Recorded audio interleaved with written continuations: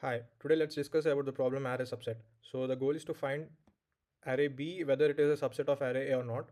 So if we are given two arrays, say A and B, and let's say we have array A as 11, 7, 1, 13, 21, and 3, 7, 3, something like this, and we have array B as 11, 3, 7, 1, and 7. Okay, we want to check whether every element of B exists in A considering all the duplicates. We got to see for each element in B, we search the entire A array. So therefore, the outer loop will be B array and inner loop will be A array. Okay. The idea is for every element in B, we scan entire array A to find whether there is a match or not. So let's check B of 0 first. So it is labeled as 0, 1, 2, 3, 4, right? So B of 0 is 11. We scan A and we find it here. Once found, we mark it as visited so it can't be reused again. Now check B of 1. It is 3. Again, we scan the full array A and we mark it as visited. Where is B of 1? 3. So here we find 3. Okay. Now we check B of 2. B of 2 is 7. And duplicates are handled by marking used elements. So each occurrence in B must match a different occurrence in A. So we find 7 over here. Similarly, we have B of 3 is 1.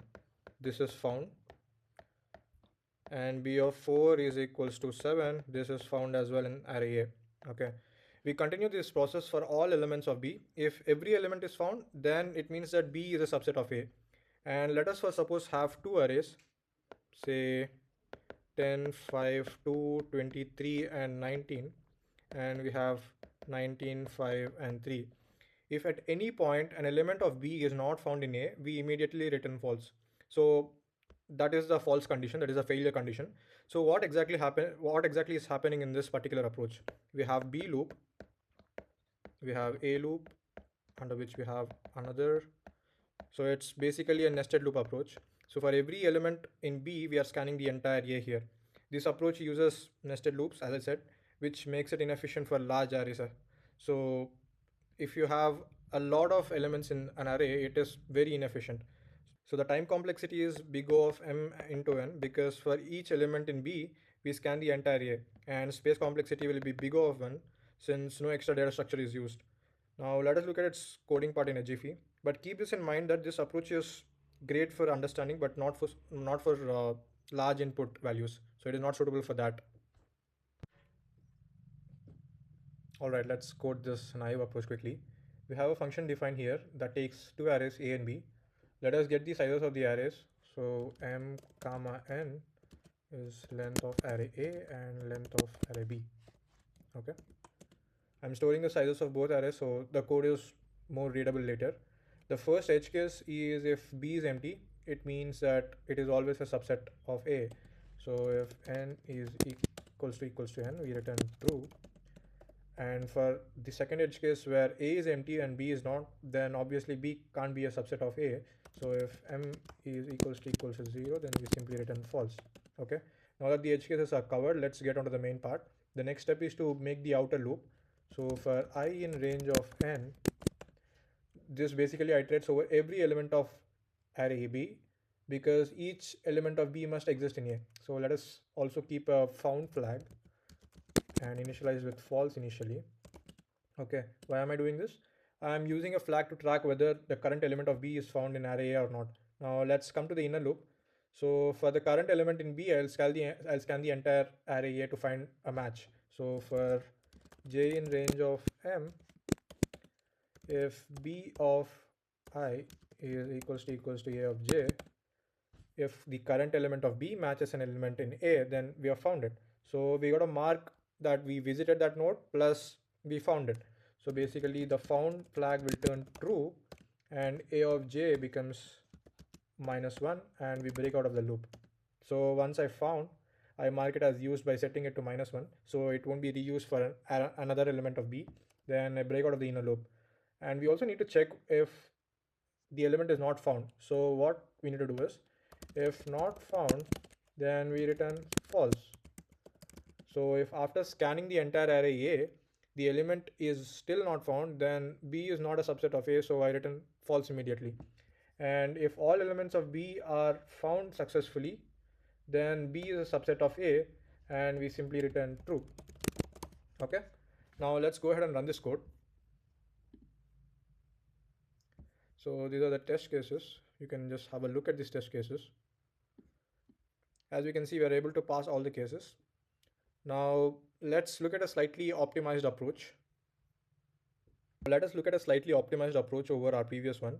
In this approach, we use sorting and 2 pointers. Okay. The logic is, by sorting both arrays, we can compare elements in order instead of scanning the entire array again and again. Let's take the same example. We have the array 11, 7, 1, 13, 21, 3, 7, and 3. I think this is the array A. And we have 11, 3, 7, 1, and 7. This is the array B. Initially, the arrays are unsorted.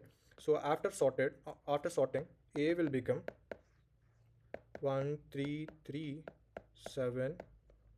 I guess we have another 7. 11, 13, and 21. B becomes 1, 3, 7, 7, and 11. Now that's sorted. Okay. We start both pointers at the beginning of array. So I will be starting here and J will be starting here.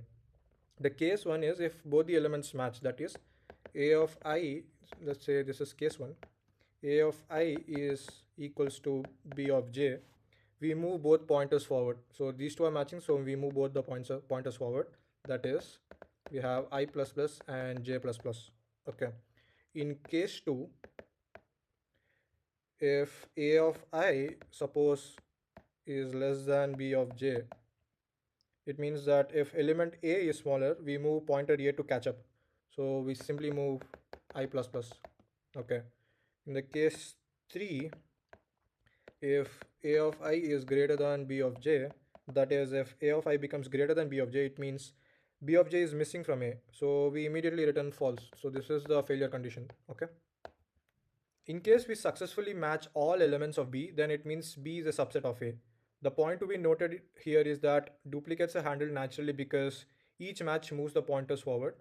Why is this better than the previous naive approach? Instead of nested loops, we traverse both arrays only once after sorting.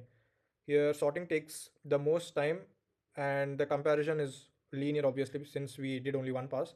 So the time complexity will be big O of m log m and n log n since we did sorting, and the space complexity will be big O of 1. So let's code this approach quickly. Okay, now I'll implement the optimized solution using sorting and 2 pointers. So I'll store the sizes of both arrays for easy reference. That is m comma n is len of A and len of B. We got the sizes of both the arrays. Now we got to handle the edge cases. If n is equals to 0, then we return true as it is a subset. And if m equals to 0, we return false. We discussed about this in the previous approach. If B is empty, it's always a subset. If A is empty but B is not, it can't be a subset. Now we gotta sort the arrays. Let's simply do it by A of sort and B of sort. Okay, I'll sort both the arrays so I can compare them efficiently using 2 pointers. Now we gotta initialize the 2 pointers as well. So I equals to 0 and J is equals to 0. So I equals to 0 is a pointer for array A and J equals to 0 is pointer for array B. Okay. Now let's start the traversal. While I is less than m and j is less than n, we continue as long as neither pointer has reached the end. If a of I is less than b of j, we increment I plus equals to 1. So if the current element in A is smaller, we move the pointer in A forward to catch up. Okay. Now the case 2 is if elif A of I is equals to B of j, then we increment I plus equals to 1 and j plus equals to 1. If both elements match, we have found one element in B, so we move both pointers forward. And in case 3, where A of I is greater than B of j, which is a fail case, we simply return false. Okay, if A of I becomes greater than B of j, it means B of j is missing from A, so we can immediately return false. Okay, now for the final check, if we have matched all the elements of B, then B is a subset of A, so we simply return j equals to n. Okay. Now let's go ahead and run the code. As you can see, all the test cases are passed. Now let's look into the most optimized approach. Now let's look at the expected approach in interviews because it gives the best time complexity. So the idea is simple. We store all elements of A in a hash set, then check whether every element of B exists in that or not. So we have the same arrays 11, 7, 1, 13, 21, 3, 7, 3. And we have another array 11, 3, 7, 1, and 7. Okay. Let's convert array A into a hash set. So it hash set of A becomes 1, 3, 7, 11, 13, and 21. A hash set basically stores unique elements and allows constant time lookup. Now we check each element of B in the hash set. Each lookup takes around big O of 1 time. So this is B array 11. We have 11 in the hash set, so it is found. Next is 3. 3 is also found in the hash set. Next is 7. It is found. Next is 1. It is found. And next is 7. Again, it is found.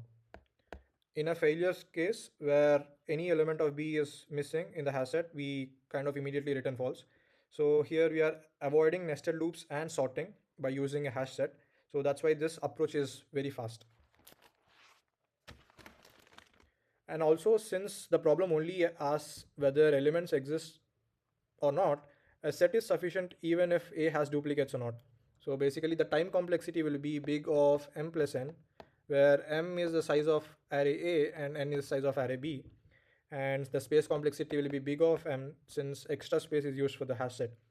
So what you'll have to do is always explain the brute force first, but implement hashing in interviews. So that is a way to go. Let's code this approach as well. Now let's implement the most efficient solution using hashing.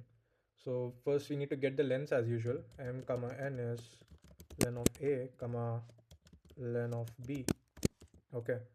I'll store the sizes of both arrays for clarity, and we'll have to handle the edge cases like we did in the earlier approaches. If n equals to 0, we return true, and if n equals to 0, we return false. Okay. So if B is empty, it's always a subset. If A is empty and B is not, it can't be a subset. Okay. Now let's create a hash set from A. Let's say hash set set of A. Okay, I'll store all elements of array A in a hash set, which allows constant time lookup. And we gotta traverse B and check the existence. For num in B, if num not in hash set, we return false. Okay. Now for each element in B, I check whether it exists in the hash set or not. If any element is missing, I return false immediately. Okay. Then if all elements of B are found, then B is a subset of A, so we simply return true. Okay. Let's go ahead and run this code. As you can see, all the test cases passed.